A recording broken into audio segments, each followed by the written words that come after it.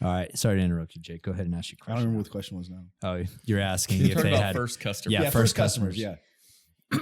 That was your deal with we should probably talk about that. Yeah, our first customer was a group called New Jersey Resources. And that was really funny because I think in some ways it wasn't a very helpful first customer to get because I'm at a bar in Houston at a conference that was unaffiliated with what we were doing. We got invited down there and I'm sitting there talking to somebody, telling him what we're doing. And he's eating a burger, I'm eating a burger. And he's like, oh, this is really cool. I should hook you up with, this guy. And I'm like, okay, great. So the next week we jump on a call and we're talking about it. He's like, oh, this is great. So we're like 9 months in, we kind of have a product and we're just kind of like touching our fingers, putting it up in the air, being like, he's like, well, how much is this going to cost? And we're like, well, your pipeline's X amount of miles. So maybe like $8,000. He's like, okay. We're like, great. And then we're like, so what all do you want in here? And he's like, oh, well, could you add this and this and this? And we're like, we can do that, And so then we built it out and shipped it to him. And he was like real excited about it. The reason why I say it's kind of a weird first client is because it kind of like ruins your brain because suddenly you're like, wow, we can charge people so much money. And that may be true on some of the first iterations because nobody's seen it. But then when you start talking about scaling, it's like, actually, you need to be charging people about maybe half that much for like market penetration. Yeah. But that was our first client. And then our second clients, when we actually launched the product truly, I was at another conference that we got invited to, and the CEO of Phillips 66 was talking on stage to about 300 people at this master limited ML like partnership. It was like a midstream conference.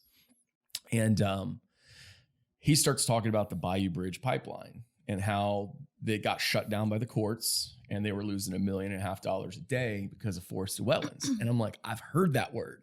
And so I text message Robin. I'm like, hey, can y'all pull the Bayou Bridge pipeline and upload it into Transect? And I just get this message back. Yeah, but why? And I'm like, just do it. Just can we do it? And they're like, yeah. So the next thing I know, like on my phone, I've got the Bayou Bridge pipeline. The CEO walks off stage and I run over there and I'm like, hey, I can't remember his name, but my name's Sam Lane. And like, I co-founded this company called Transect. And this is your Bayou Bridge pipeline. You have 462 forested wetlands on it. And he just looks at me and he looks at that and he's like, where'd you get that? I was like, online. He's like, and this is, our tech that we created. He goes, that's really cool. He's like, hey, talks to the next person next to him, get this guy's information. And then they walk off. And I'm like, well, that's not going anywhere ever.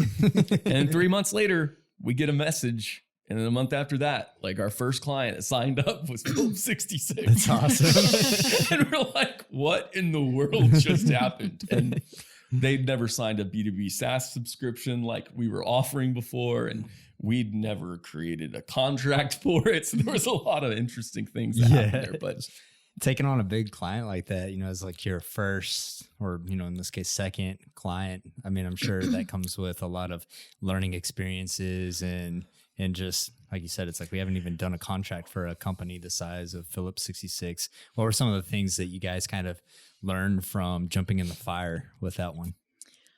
I think as far as the technology goes, it was great because we started to get our first feedback with our first set of clients, which is super important. Everybody wants to know, like, is our product like worth anything or is it a total piece of crap? Yeah, is our product market fit? Yeah. I shit on the line? I don't know. Oh, yeah. Definitely. And so I think that was, for me, just on the product side, since I'm so focused on the product, I think that was huge, was to finally have people that matter telling it's like me the most my gratifying product in was the world cool. to get your first customers on a product and then get them to actually use it. But it's also like a double-edged sword. They're like, well, I hate this part about it. I hate this part about it, but I love this and I love this and I love this. That's right. But I think it's super exciting to get that I guess that feedback loop from the clients and constantly being able to iterate and provide more value and seeing them get excited about it and how they can use it in their daily lives and stuff. Mm-hmm.